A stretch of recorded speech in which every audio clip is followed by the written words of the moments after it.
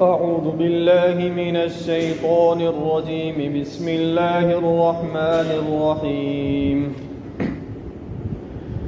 يا أيها الذين آمنوا إن جاءكم فاسق بنبأ فتبينوا أن تصيبوا قوما بجهالة فتصبحوا على ما فعلتم نادمين صدق اللہ العظیم۔ یہ سورۃ الحجرات کی 6 نمبر کی آیت کریمہ ہے۔ اس سے پہلی 5 آیتوں کے اندر اللہ تبارک و تعالیٰ نے نبی کریم صلی اللہ علیہ وسلم کے ادب کو بیان کیا ہے، جس میں پہلی آیت میں اللہ تبارک و تعالیٰ نے ارشاد فرمایا کہ تم اللہ اور اس کے رسول سے تقدم نہ کرو۔ دوسری آیت میں فرمایا کہ تم اپنی آواز کو نبی کریم صلی اللہ علیہ وسلم کی آواز پر بلند مت کرو۔ پھر فرمایا وَلَا تَجْهَرُوا لَهُ بِالْقَوْلِ كَجَهْرِ بَعْضِكُمْ لِبَعْضٍ أَن تَحْبَطَ أَعْمَالُكُمْ وَأَنْتُمْ لَا تَشْعُرُونَ، کہ اگر تم آواز بلند کرو گے یا برابر کرو گے تو یہ نبی کریم صلی اللہ علیہ وسلم کی بے ادبی ہے، جس کا نتیجہ یہ ہوگا کہ تم نے جو کچھ بھی اعمال کیے ہیں وہ سارے بیکار ہو جائیں گے۔ اب بے ادبی سے اعمال اس لیے بیکار ہو جائیں گے، اس کی وجہ یہ ہے کہ اگر تم نبی کریم صلی اللہ علیہ وسلم کی بے ادبی کرو گے تو جس سے آپ صلی اللہ علیہ وسلم کی دل آزاری ہوگی، دل کے اندر تکلیف ہوگی،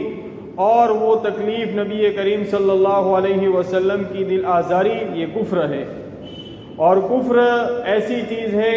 جو آدمی کے کیے ہوئے کرائے کے اوپر پانی پھیر دیتا ہے۔ تو اس بات کو اس آیت کریمہ کے اندر سمجھایا گیا ہے۔ اسی لیے اللہ کے رسول صلی اللہ علیہ وسلم نے حضرت علی سے یہ بات ارشاد فرمائی کہ علی، جب تک تمہارے نکاح کے اندر فاطمہ ہے تب تک تم دوسری شادی مت کرنا۔ اس کی وجہ یہی تھی، چونکہ حالانکہ شریعت نے ایک ساتھ 4 کی اجازت دی ہے، لیکن اس میں ہوگا یہ کہ اگر دوسری سوکن آئے گی تو ظاہری بات ہے، عام طور پر ہم دیکھتے ہیں کہ ایک دوسری سوکن ایک دوسرے کے ماں باپ کو لعن طعن اور برا بھلا کہتی ہی رہتی ہے۔ اگر دوسری آئے گی تو حضرت فاطمہ رضی اللہ تعالی عنہ کے باپ دادے کے حضرت فاطمہ کے امی اور ابا کے متعلق کچھ بلا کشائی کرے گی تو اس کا اثر نبی کریم صلی اللہ علیہ وسلم کے اوپر پڑے گا۔ تو نبی کریم صلی اللہ علیہ وسلم نے حضرت فاطمہ رضی اللہ تعالی عنہ کے متعلق حضرت علی سے بات ارشاد فرمائی تھی کہ جب تک حضرت فاطمہ تمہارے نکاح میں ہے اس وقت تم دوسری شادی مت کرنا۔ قرآن پاک کا مطالعہ کرنے سے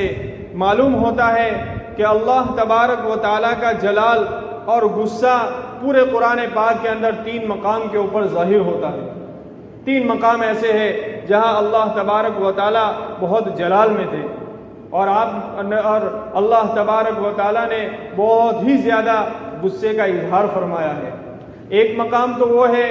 جہاں سود کی آیت کریمہ ہے کہ اللہ تبارک و تعالیٰ نے سود کی ممانعت فرمائی ہے۔ اس کے بعد بھی اگر کوئی آدمی سودی لین دین اور سود لیتا ہے، سود دیتا ہے اور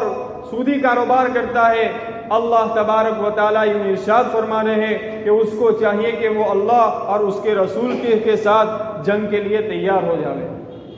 احکم الحاکمین یوں کہہ رہا ہے کہ وہ آدمی اللہ اور اس کے رسول کے ساتھ جنگ کے لیے تیار ہو جاوے۔ ایک مقام تو وہ ہے۔ دوسرا مقام وہ ہے کہ اگر کوئی آدمی کوئی کسی مومن کو جان بوجھ کر قتل کرتا ہے، جان بوجھ کر اس کو مار ڈالتا ہے، اگر بھولے سے ہے تو یہ نہیں ہے، مثال کے طور پر اگر کوئی آدمی گھر سے نکلا ہے نماز کے لیے، اپنے سادھن کو لے کر نکلا ہے، اب ہوا یہ کہ اس کا ایکسیڈنٹ ہو گیا کسی کے ساتھ اور سامنے والا مومن تھا، مر گیا، تو یہ داخل نہیں ہے۔ جان بوجھ کر اگر کوئی آدمی کسی مسلمان کو قتل کرتا ہے، اللہ تبارک و تعالیٰ قرآن پاک کے اندر یہ بات ارشاد فرماتے ہیں وَمَن يَقْتُلْ مُؤْمِنًا مُتَعَمِّدًا فَجَزَاؤُهُ جَهَنَّمُ، کہ اس کا بدلہ جہنم ہے۔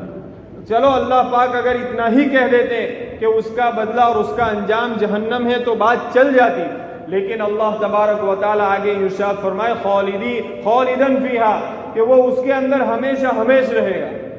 وہ اس کے اندر ہمیشہ ہمیشہ رہے گا۔ اگر مان لو کہ اگر اللہ تبارک و تعالیٰ اتنا کہہ دیتے کہ وہ جہنمی ہے اور وہ اس کے اندر ہمیشہ ہمیشہ رہے گا تو بھی چل جاتا، لیکن آگے اللہ تبارک و تعالیٰ ارشاد فرماتے ہیں کہ اس کے اوپر اللہ کا غضب نازل ہو، اس کے اوپر اللہ کا غضب نازل ہو، یہاں تک کی بھی بات چل جاتی، لیکن اللہ آگے بھی یوں ارشاد فرماتے ہیں کہ اس کے اوپر اللہ کی لعنت ہو، اس کے اوپر اللہ کی لعنت ہو۔ چلو ہم مان لیتے یہاں تک بھی بات چل جاتی، لیکن اس سے بھی آگے اللہ یوں کہتا ہے کہ اس کے لیے ہم نے دردناک عذاب کو تیار کر رکھا ہے۔ آدمی اگر ذرا دھیان سے قرآن پاک کی تلاوت کرے، ان آیتوں کو پڑھ کر آدمی کے رونگٹے کھڑے ہو جانے چاہیے۔ اللہ تبارک و تعالیٰ کے یہاں مومن کی جان اتنی قدر و قیمت والی ہے، لیکن آج مسلمان کی جان کی کوئی قدر و قیمت ہی نہیں رہی ہے۔ بارہا ہم سنتے رہتے ہیں کہ فلاں جگہ کے اوپر اتنے مسلمان شہید ہوئے، فلاں جگہ کے اوپر اتنے مسلمان شہید ہوئے۔ تو بہرحال یہ دوسرا مقام ہے جہاں اللہ تبارک و تعالیٰ نے اپنے غصے کو ظاہر فرمایا ہے، اور تیسرا مقام وہ ہے کہ ایک مکہ کے بدترین شخص نے حضرت نبی کریم صلی اللہ علیہ وسلم کو مجنون اور پاگل کہا، مجنون اور پاگل کہا۔ اس وقت اللہ تبارک و تعالیٰ نے نان سٹاپ 4 کے 5 آیتیں اس بدبخت کے بارے میں نازل فرمائی، اور اللہ تبارک و تعالیٰ نے آخر کے اندر اس کے متعلق یوں فرمایا یہ تو زنا کی اولاد ہے، یہ زنا کی اولاد ہے۔ بعد میں جب تحقیق کی گئی تو حقیقت بھی یہی تھی کہ وہ جس بدترین نے نبی کریم صلی اللہ علیہ وسلم کو مجنون اور پاگل کہا تھا وہ کوئی زنا کی اولاد تھی، زنا سے پیدا ہونے والا مرد تھا وہ۔ تو یہ نبی کریم صلی اللہ علیہ وسلم کی بے ادبی اللہ تبارک و تعالیٰ کو اتنا غصہ آیا کہ اللہ تبارک و تعالیٰ نے 3 یا 4 آیتیں اس کے متعلق نازل فرما دی۔ خلاصہ کلام یہ ہے کہ نبی کریم صلی اللہ علیہ وسلم کی بے ادبی آدمی کو کفر تک لے جاتی ہے، جس کی وجہ سے آدمی کے کیے ہوئے کرائے اعمال کے اوپر پانی پھر جاتا ہے۔ تو یہاں پر یہی بات سمجھائی گئی ہے کہ اللہ کے رسول صلی اللہ علیہ وسلم کا ادب کس طرح کرنا ہے، کیونکہ جب آدمی کسی سے محبت کرتا ہے، اگر آدمی کی ذات کے اوپر ہو، اگر کوئی اس کی بے ادبی کر لیتا ہے تو وہ اپنی ذات کے اوپر ہو تو وہ اس کے درگزر کر لیتا ہے، لیکن اگر کوئی آدمی کسی کو چاہتا ہے اور اس سے محبت رکھتا ہے، اگر اس کے متعلق کوئی آدمی برا بھلا کہتا ہے یا اس کی شان میں گستاخی کرتا ہے، آدمی وہ برداشت نہیں کرتا۔ آدمی وہ اپنی ذات تک ہو تو وہ برداشت کر لیتا ہے، لیکن جب محبوب کے اوپر آتا ہے تو آدمی اس کو برداشت نہیں کر سکتا۔ دنیا کے اندر بھی آپ نے جہاں مجازی محبت ہوا کرتی ہے وہاں بھی آپ نے بارہا ایسے قصے سنے ہوں گے۔ تو جیسے کتابوں کے اندر ایک قصہ لکھا ہے کہ ایک مجذوم اللہ والے جا رہے تھے، اب دلہا اور دلہن بھی وہاں سے گزر رہے تھے، بارش کا موسم تھا۔ اس بزرگ اور فقیر اللہ والے تھے، ان سے اس جگہ کے اوپر کیچڑ ہوگا، پیر رکھ دیا تو اس کے چھینٹے وہ جو دلہن تھی اس کے کپڑوں کے اوپر، نیا جوڑا تھا، شادی کا جوڑا تھا، اس کے اوپر لگ گیا۔ یہ بہت غصے ہوئی، اس نے شوہر کو بتایا، شوہر نے غصے میں آ کر اس اللہ والے کو 2 تماچے مار دیے۔ وہ اللہ والے تھے، چلے گئے، کچھ نہیں ہوا۔ یہ جب دلہا اور دلہن اپنے گھر پہنچے، اپنے گھر کی سیڑھی چل رہے تھے اور اس کے شوہر کا پیر پھسلا، اور ایسا پھسلا بے ہوش ہو گیا اور زندگی اور موت کی کشمکش کے اندر وہ مبتلا ہو گیا۔ اب یہ جو دلہن اس کو دیکھ رہی ہے اور یہ سوچ رہی ہے کہ میرے شوہر نے اس مظلوم اور فقیر کو جو 2 تھپڑ مارے تھے، اس مظلوم نے گویا یوں لگتا ہے کہ بد دعا کی ہوگی۔ تو چنانچہ چند لوگ اس فقیر کے پاس گئے اور کہا کہ تم نے اس کے لیے کیوں اتنی بد دعا کر دی؟ تو اس نے کہا کہ میں نے تو کوئی بد دعا نہیں کی، لیکن بات اور مسئلہ یہ ہے کہ اس کو جو چھینٹے اڑے تھے، جس نے مجھ کو تماچا مارا، وہ اس سے محبت کرتا تھا، جس محبت کی بنا کے اوپر اس نے مجھ کو تماچا مارا۔ میں اللہ کا محبوب ہوں اللہ مجھ سے محبت کرتا ہے تو میرا بدلہ بھی اللہ نے لے لیا، میرا بدلہ بھی اللہ نے لے لیا، میں نے کوئی بد دعا نہیں دی۔ تو بہرحال خلاصہ کلام یہ ہے کہ آدمی کی اپنی ذات کے اوپر ہوتا ہے، آدمی برداشت کر لیتا ہے، لیکن جب اپنے حبیب اور محبوب کے متعلق ہوتا ہے آدمی برداشت نہیں کرتا۔ تو جو نبی کریم صلی اللہ علیہ وسلم روز روشن کی طرح یہ بات آیا ہے کہ اللہ کے لاڈلے اور محبوب پیغمبر ہیں، اگر ان کی شان میں آدمی گستاخی کرے گا اللہ تبارک و تعالیٰ اس نتیجے کو پہنچا دے گا کہ اس کا ایمان بھی سلب ہو جائے گا۔ اللہ ہم سب کی حفاظت فرمائے۔ اسی کو ان پہلی 5 آیتوں کے اندر اللہ تبارک و تعالیٰ میں حضرت نبی کریم صلی اللہ علیہ وسلم کے آداب کو بیان فرمایا ہے۔ یہ 6 آیت کریمہ ہے۔ یہاں جیسے میں نے پہلے بتایا تھا کہ پہلی 5 آیتوں کے اندر مقام نبوت کو بتایا گیا ہے، اس کے بعد کی آیتوں کے اندر مقام صحابہ کو بتایا گیا ہے کہ صحابہ کا مقام کیا تھا۔ چنانچہ اس آیت کریمہ کے اندر بھی صحابہ کرام کے مقام کو بتایا گیا ہے۔ اللہ تبارک و تعالی آیت کریمہ کے اندر ارشاد فرماتے ہیں یا ایھا الذین آمنوا، اے ایمان والو، ان جاءکم فاسق بنبأ فتبینوا، اگر تمہارے پاس کوئی فاسق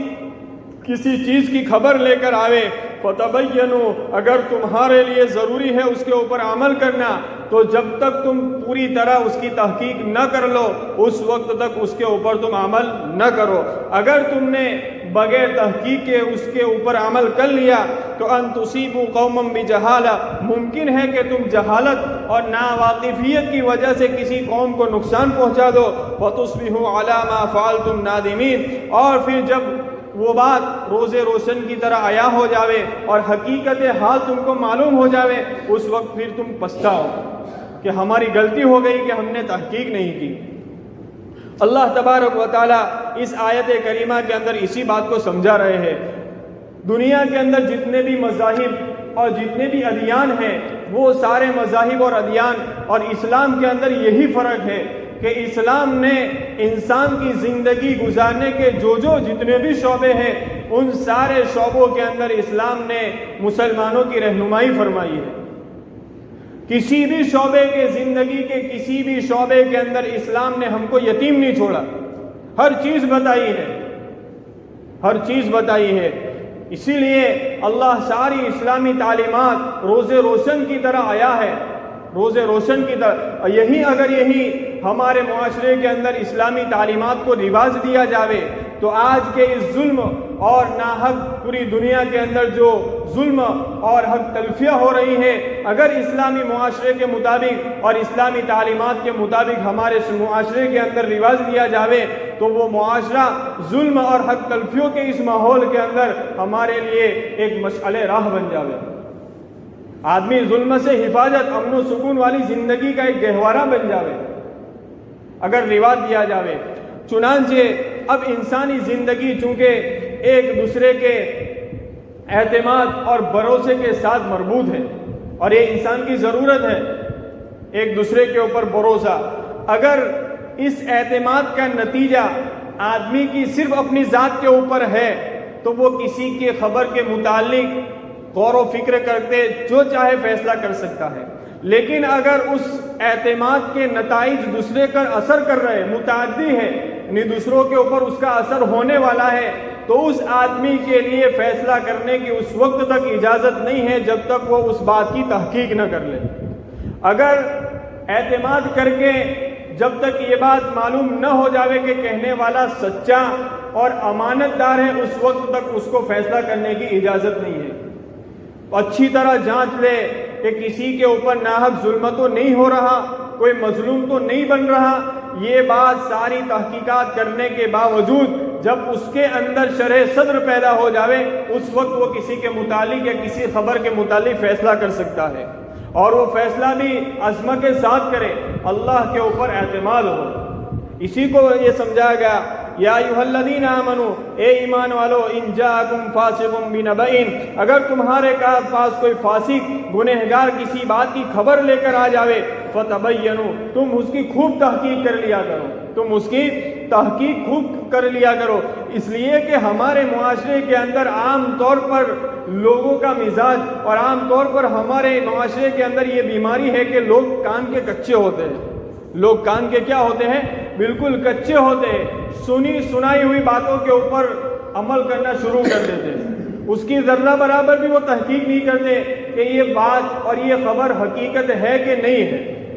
چاہے وہ پھر آنے والی خبر واٹس ایپ کے ذریعے ہو، فیس بک کے ذریعے، سوشل میڈیا کے ذریعے ہو، بغیر تحقیق کے آدمی اس کو شیئر کرنا شروع کر دیتا ہے۔ حالانکہ ایسی بات نہیں ہونی چاہیے، آدمی کو چاہیے کہ جو خبر اس کے پاس آئی ہے اس کی پوری تحقیق کر لے، اس کی پوری تحقیق کر لے، اور جب اس کو شرح صدر ہو جاوے کہ یہ بات بالکل سچی ہے، اس کے بعد وہ آدمی اس کو آگے شیئر کرے، اس کے بعد آدمی اس کو کیا کرے؟ شیئر کرے۔ تو تفتیش کی ضرورت اسی لیے ہے کہ آدمی، چونکہ عام طور پر لوگ کان کے کچے ہوتے ہیں، سنائی ہوئی باتوں کو آگے شروع کر دیتے ہیں، اور اس کا نتیجہ یہ ہوتا ہے کہ آدمی کے دل کے اندر ایک دوسرے کے بارے میں نفرتیں پیدا ہوتی ہیں۔ اب فلاں کسی کے متعلق میں نے کسی آدمی کو کوئی بری بات کہی، اب یہ سامنے والے نے اس کی کوئی تحقیق نہیں کی، بس میں نے جو کہا اس کو سن لیا، تو میں نے جس کے متعلق بات کہی ہے اس کے فرشتے بھی وہ بات نہیں جانتے، لیکن اس کے دل کے اندر میری نفرت پیدا، اس صاحب کے متعلق اس کے دل کے اندر نفرت پیدا ہوگی۔ اس لیے ان سارے گناہوں سے بچنے کا ایک ہی راستہ ہے کہ آدمی جو بھی سنے فوراً اس کے اوپر اعتماد اور بھروسہ نہ کر لے، بلکہ اس کی پوری اس کی تحقیق کرے، اور تحقیق کرنے کے بعد وہ فیصلہ کرے۔ اسی کو اس آیت کریمہ میں سمجھایا گیا ہے، اے ایمان والو، اگر تمہارے پاس کوئی فاسق کوئی خبر لے کر آوے، فتبینوا، تم اس کی خوب تفتیش کر لیا کرو، تحقیق کر لیا کرو، ان تصیبوا قوما بجہالۃ فتصبحوا علی ما فعلتم نادمین، کہیں ایسا نہ ہو کہ بغیر تحقیق کے تم نے کسی قوم کے متعلق اپنی جہالت کی بنیاد کے اوپر فیصلہ کر لیا، اور جب تم کو حقیقت حال معلوم ہو تو تم پھر اس کے اوپر شرمندگی ظاہر کرو۔ اس آیت کریمہ کا شان نزول یہ ہے کہ بنی مصطلق جو ایک قبیلہ تھا، یہ قبیلہ بڑا جھگڑالو قبیلہ تھا، اور ان کے جو لوگ تھے وہ بڑے خونخوار لوگ تھے، اور ان کا مفسرین نے لکھا ہے کہ اکثر اس قبیلے کے اکثر لوگ چوری اور ڈاکہ ان کا یہ دھندا تھا۔ اللہ تبارک و تعالیٰ نے ایک مرتبہ مسلمانوں کی ان کے ساتھ جنگ ہوئی، اللہ تبارک و تعالیٰ نے مسلمانوں کو فتح نصیب فرمائی، مال غنیمت آیا، مال غنیمت کے اندر ان کی عورتیں بھی آئی اور دوسرے مال بھی آئے، تو وہ جو عورتیں آئی تھی اس کو باندی بنا کر صحابہ کے درمیان تقسیم کر دیا۔ اب اس آنے والی عورتوں کے اندر ایک عورت تھی جس کا نام زبیریہ تھا، یہ کسی صحابی کے مال غنیمت میں آئی تھی۔ اب اس نے اس صحابی سے کہا کہ دیکھو، میں اپنے قبیلے کے امیر کی بیٹی ہوں، اب میرا آپ کے پاس باندی بن کر رہنا یہ مناسب نہیں ہے، اس لیے آپ ایک کام کیجئے کہ میرے اوپر کوئی رقم متعین کر دیجئے کہ اگر میں اتنی رقم آپ کو پیش کر دوں تو آپ مجھے آزاد کر دیں گے۔ تو وہ صحابی اس کے اوپر راضی ہو گئے۔ جب معاملہ طے ہو گیا تو یہ زبیریہ جو باندی بن کر آئی تھی وہ نبی کریم صلی اللہ علیہ وسلم کی خدمت میں حاضر ہوئی، حضرت عائشہ رضی اللہ تعالی عنہ کے گھر تشریف لے گئی، اور اس نے یہ بات کہی۔ حضرت عائشہ یوں فرماتی ہے کہ اس کا بیٹھنا، اس کا اٹھنا اور اس کا کلام، اس کا بات کرنا ایسا تھا کہ مجھے اس سے اندازہ ہو گیا کہ یہ عام گھر کی لڑکی نہیں ہے، بلکہ اس کا بولنا اور اس کی بات کرنا یہ مجھے متاثر کر رہا تھا۔ تو اس نے بات کی، پھر حضرت عائشہ رضی اللہ تعالی عنہ سے اس زبیریہ نے یہ کہا کہ مجھے اللہ کے رسول سے ملنا ہے۔ تو حضرت عائشہ نے کہا کہ وہ وہاں پر ہے، جب آپ اس سے مل لیں۔ حضرت عائشہ فرماتی ہے کہ وہ اللہ کے رسول صلی اللہ علیہ وسلم کے پاس گئی تو میرے دل کے اندر یہ بات پیدا ہوئی کہ ضرور یہ اپنی بات سے حضرت نبی کریم صلی اللہ علیہ وسلم کے دل کے اندر اپنی جگہ بنا لے گی۔ چنانچہ وہ زبیریہ حضرت نبی کریم صلی اللہ علیہ وسلم کی خدمت میں حاضر ہوئی، اور یہ جو معاملہ طے ہوا تھا اس کے متعلق نبی کریم صلی اللہ علیہ وسلم کے سامنے اس بات کو رکھا، اور پھر اس نے یہ بات کہی کہ دیکھو، میں میرے قبیلے کے امیر کی بیٹی ہوں، اب اس پیسے کے لیے اگر میں چندہ بھی کروں تو لوگ امیر کی بیٹی سمجھ کر مجھے چندہ بھی دے دیں گے، لیکن چونکہ یہ میری عزت کا مسئلہ ہے اس لیے میں آپ سے مشورہ لینے کے لیے آئی ہوں کہ مجھے اس موقع کے اوپر کیا کرنا چاہیے۔ حالانکہ ایک طرف وہ اس نے اشارہ بھی کر دیا اور اپنا کام نکالنے کے لیے اس نے بات بھی رکھ لی، تو نبی کریم صلی اللہ علیہ وسلم نے اس سے پوچھا کہ تو نے کلمہ پڑھ لیا؟ تو اس نے کہا کہ ہاں میں نے کلمہ پڑھ لیا۔ نبی کریم صلی اللہ علیہ وسلم نے پھر اس سے کہا تب تو جو تیرا مال مقرر ہوا ہے وہ سارا میں اپنی طرف سے دے دیتا ہوں، اور دوسری بات یہ ہے کہ میں اپنے نکاح میں تجھ کو قبول کر لیتا ہوں۔ تو وہ خوش ہو گئی کہ کوئی بات نہیں، میں بھی امیر کی بیٹی ہوں اور آپ بھی مسلمانوں کے امیر ہیں، تو میرے لیے یہ کوئی عیب کی بات نہیں ہوگی۔ چنانچہ نبی کریم صلی اللہ علیہ وسلم کا نکاح ہوا۔ جب یہ منظر حضرات صحابہ کو اور ان کے درمیان جو دشمنی تھی، نبی کریم صلی اللہ علیہ وسلم کا نکاح ہو گیا، اب ان لوگوں کے درمیان جو دشمنی تھی وہ ساری دشمنیاں ختم ہو گئی۔ نبی کریم صلی اللہ علیہ وسلم کا تعلق ان سے ازدواجی زندگی کا ہو گیا۔ تو صحابہ نے سوچا کہ جب اللہ کے رسول صلی اللہ علیہ وسلم کا معاملہ اور تعلق درست ہو گیا ہے تو اب ہمارے لیے بھی مناسب نہیں ہے کہ ہم ان کے جو مرد ہیں ان کو غلام بنا کر ہمارے پاس لائے ہیں، اور جو ان کی عورتیں ہیں ان کو باندی بنا کر ہمارے پاس لائے ہیں، تو ہم ان کو بھی اب ہمارے پاس رکھنا ان کو مناسب نہیں ہے، بلکہ ان سب کو آزاد کر دیا جائے۔ چنانچہ ان لوگوں نے آزاد کر دیا۔ تو یہ تو اللہ صحابہ کے اخلاق کو دیکھ کر اور زیادہ متاثر ہوئے، اور ان سارے لوگوں نے کلمہ پڑھا، اور پھر انہوں نے جو لوگ باقی رہ گئے تھے ان کو بھی اسلام کی دعوت دی، اور وہ بھی اسلام کے اندر داخل ہو گئے اور انہوں نے اسلام قبول کر لیا۔ چنانچہ نبی کریم صلی اللہ علیہ وسلم کا ایک نکاح کتنے لوگوں کی ایمان لانے کا ذریعہ اور سبب بنا۔ اب اس قبیلے بنو مستلق جو قبیلہ تھا، اس کا جو سردار تھا حارث بن زرار جس کا نام تھا، اور اس کی صاحبزادی حضرت میمونہ بن حارث، یہ اللہ کے رسول صلی اللہ علیہ وسلم کی بیوی بھی ہے۔ تو اللہ کے رسول صلی اللہ علیہ وسلم نے ان کو بھی ایمان کی دعوت دی اور نماز پڑھنے کو کہا، زکوٰۃ ادا کرنے کو کہا، اسلام قبول کر لیا اور زکوٰۃ دینے کا اقرار بھی کر لیا۔ پھر اللہ کے رسول نے فرمایا دیکھو، پر اس حضرت حارث نے یوں کہا کہ میں اپنے قبیلے کے جا کر لوگوں کو ایمان کی دعوت دوں گا اور زکوٰۃ دینے کے اوپر مقرر کروں گا، ان کو زکوٰۃ دینے کو حکم کروں گا۔ یہ گئے اور پھر اللہ کے رسول صلی اللہ علیہ وسلم نے ان سے بات بھی فرمائی کہ آپ زکوٰۃ وصول کر کے مجھ تک پہنچا دینا۔ تو حضرت حارث نے فرمایا میں زکوٰۃ تو وصول کر لوں گا لوگوں کی، لیکن آپ فلاں مہینے کی فلاں تاریخ میں اپنا کوئی قاصد بھیج دیجیے، میں جمع کر کے رکھوں گا، وہ قاصد آپ کے پاس آ کر میرے پاس آ کر وہ زکوٰۃ کو وصول کر لے گا۔ چنانچہ وہ مقررہ تاریخ آئی جو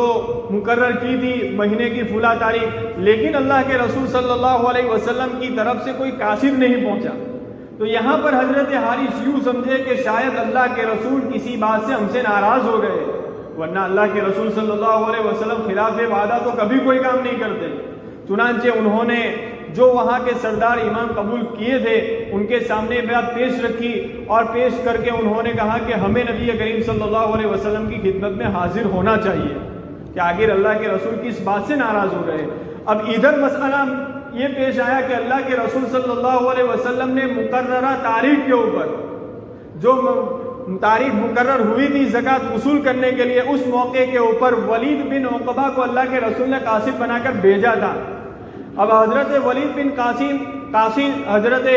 بن عقبہ یہ راستے میں نکل رہے تھے، اور راستے کے اندر ان کو یہ خیال آیا کہ میری تو اس قبیلے کے ساتھ دشمنی ہے، اگر میں وہاں پہنچ گیا تو یہ لوگ مجھے قتل کر ڈالیں گے۔ تو یہ اس سے گھبرا گئے، اور گھبرا کر وہ راستے ہی سے واپس لوٹ گئے۔ راستے میں واپس لوٹنے کے بعد نبی کریم صلی اللہ علیہ وسلم کی خدمت میں حاضر ہوئے، اور انہوں نے اللہ کے رسول سے کہا کہ دیکھو وہ لوگ تو زکوٰۃ دینے سے انکار کر رہے ہیں، بلکہ وہ تو میرے قتل کے اوپر آمادہ ہے، مجھے قتل کرنے کی تیاری کر رہے ہیں۔ اللہ کے رسول صلی اللہ علیہ وسلم کو اس وقت بہت غصہ آیا، اور فوراً اللہ کے رسول صلی اللہ علیہ وسلم نے خالد بن ولید کی قیادت کے اندر مجاہدین کا ایک دستہ روانہ کیا، اور کہا کہ پوری تحقیق کرنے کے بعد اس کے اوپر جو کارروائی ہو سکتی ہے وہ کارروائی آپ کر سکتے ہیں۔ چنانچہ خالد بن ولید کے اپنے مجاہدین کے ساتھ یہاں سے نکلے، اور وہاں سے حارث اپنے ساتھیوں کے ساتھ نبی کریم صلی اللہ علیہ وسلم کی خدمت میں حاضر ہو رہے تھے۔ اب دونوں کی ملاقات مدینہ کے قریب ہو گئی۔ چنانچہ حضرت حارث نے حضرت خالد بن ولید سے یہ بات پوچھی کہ تم کو کس طرف بھیجا گیا ہے؟ تو خالد بن ولید نے یہ بات کہی کہ اللہ کے رسول نے تو ہمیں تمہاری ہی طرف بھیجا ہے کیونکہ تم نے زکوٰۃ دینے سے انکار کر دیا ہے اور تم ہمارے قاصد کے قتل کرنے کی تیاری میں ہے۔ تو حضرت حارث نے فرمایا کہ ہمیں وہ قاصد کون ہے اور اس کی شکل ہم نے نہیں دیکھی،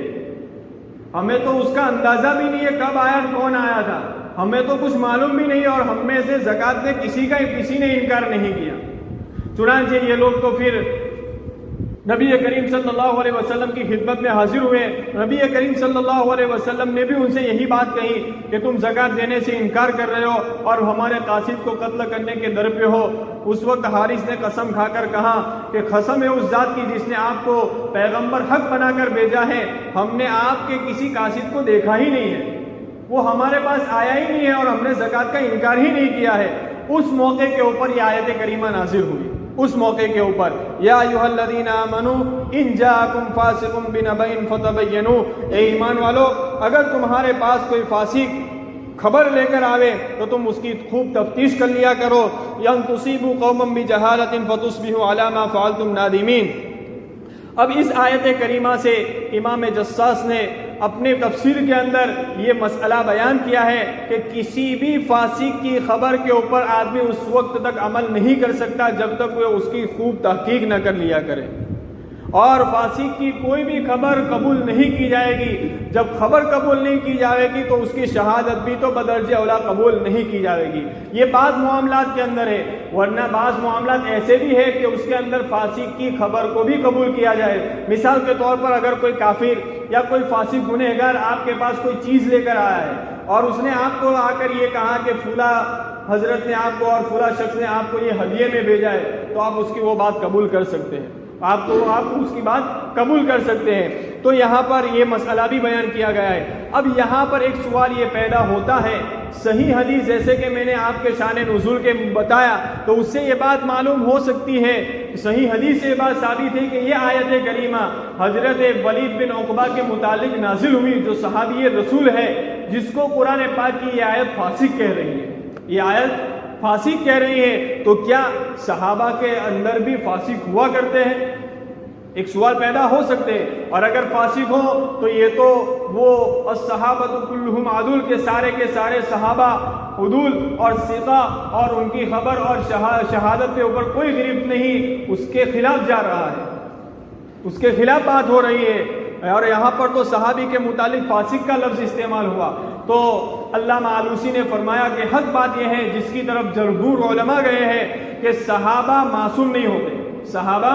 معصوم نہیں ہوتے، بلکہ بعض صحابہ سے گناہ کبیرہ بھی ہوا ہے، بعض صحابہ سے گناہ کبیرہ بھی ہوا ہے، اور اس وقت ان کے متعلق جو سزا شریعت کی ہے وہی حکم لگایا جائے گا، اور اگر ان کا کذب وغیرہ ظاہر ہو جاوے تو ان کی شہادت اور اس کی خبر بھی رد کر دی جائے گی۔ لیکن اہل سنت والجماعت کا اس بات کے اوپر عقیدہ ہے کہ صحابہ کرام سے گناہ تو ہوا ہے، لیکن کوئی بھی صحابی ایسا نہیں ہے جو اس گناہ کے اوپر توبہ کیے ہوئے بغیر دنیا سے رخصت ہو گیا ہو۔ اسی لیے تو اللہ تبارک و تعالیٰ نے یہی صحابہ کے متعلق یہ پروانہ دے دیا رضی اللہ عنہم ورضوا عنہ، کہ وہ اللہ سے راضی ہو گئے، اللہ ان سے راضی ہو گئے۔ ظاہری بات ہے کہ اللہ کی رضامندی گناہ کی معافی کے بغیر ہو ہی نہیں سکتی۔ تو بعض صحابہ گنے چنے صحابہ سے کبیرہ گناہ ہوئے ہیں، لیکن ان کی زندگی، ان کے اعمال صالحہ اور اللہ کے رسول اور اسلام کے متعلق اپنی جان کو قربان کر دینا، اور اعمال صالحہ، ان کے کمالات اور ان کے فضائل کو سامنے رکھتے ہوئے اگر کوئی گناہ ان سے ہو گیا تو وہ گویا ایسا ہے کہ ان سے گناہ ہوا ہی نہیں ہے، ان سے گناہ ہوا ہی نہیں ہے۔ تو اللہ کی یہ آیت ولید بن عقبہ کے متعلق نہیں ہے، بلکہ ایک عام آیت ہے، ورنہ یہاں پر جو فاسق کہا گیا اس کے متعلق حضرت ولید بن عقبہ سے کوئی ایسا کام ہوا ہی نہیں تھا، کوئی ایسا کام نہیں ہوا تھا جس کی وجہ سے ان کو فاسق کہا جائے۔ اللہ تبارک و تعالیٰ اگر یہ آیت ولید بن عقبہ کے متعلق نازل ہوتی تو اللہ تبارک و تعالیٰ یا ایھا الذین آمنوا نہیں فرماتے، بلکہ اللہ تبارک و تعالیٰ یوں فرماتے یا ایھا النبی، کیونکہ وہ تو اللہ کے رسول کو کہنے آئے تھے، تو اللہ کے رسول کو آگاہ کرتے، ایک نبی اگر تمہارے پاس کوئی فاسق آتا تو آپ اس کی بات کو قبول نہ کیجیے بغیر تحقیق کے۔ لیکن اللہ تبارک و تعالیٰ ایمان والے کو یوں سمجھا کہہ رہے کہ کوئی بھی فاسق یہاں پر ایک بات یہ بات بھی معلوم ہوتی ہے کہ جب صحابہ جیسے آدمی جب وہ اس بات کو کسی بات کی خبر لے کر آ جاوے جو واقعہ خلاف ہو تب بھی اس کی بات کا اعتبار نہیں، تو پھر صحابہ سے جو نچلے طبقے کے لوگ ہیں جیسے ہم ہیں، جب وہ لے کر آوے تو ہم بھی ان کی بات کے اوپر اعتماد اور بھروسہ ہرگز نہیں کر سکتے جب تک کہ ہم کو تحقیقات کے بعد معلوم نہیں ہو جاوے۔ چنانچہ اسی آیت کو اللہ تبارک و تعالیٰ نے یہی بات ارشاد فرمائی، اے ایمان والو اگر تمہارے پاس کوئی فاسق خبر لے کر آوے تو فتبینوا، تم خوب تحقیق کر لیا کرو، ان تصیبوا قوما بجہالہ، کہیں ایسا نہ ہو کہ بغیر تحقیق کے اپنی جہالت کے بنا کے اوپر تم کسی قوم کے بارے میں کوئی فیصلہ کر دو، فتصبحوا علی ما فعلتم نادمین، اور جب تم کو اس کی حقیقت حال معلوم ہو تو تم اس کے اپنے کیے ہوئے فیصلے کے اوپر شرمندہ ہو۔ آگے اللہ تبارک و تعالیٰ دوسری بات ارشاد فرما رہے ہیں، انشاءاللہ آئندہ سنیچر ان کی تفصیل کریں گے۔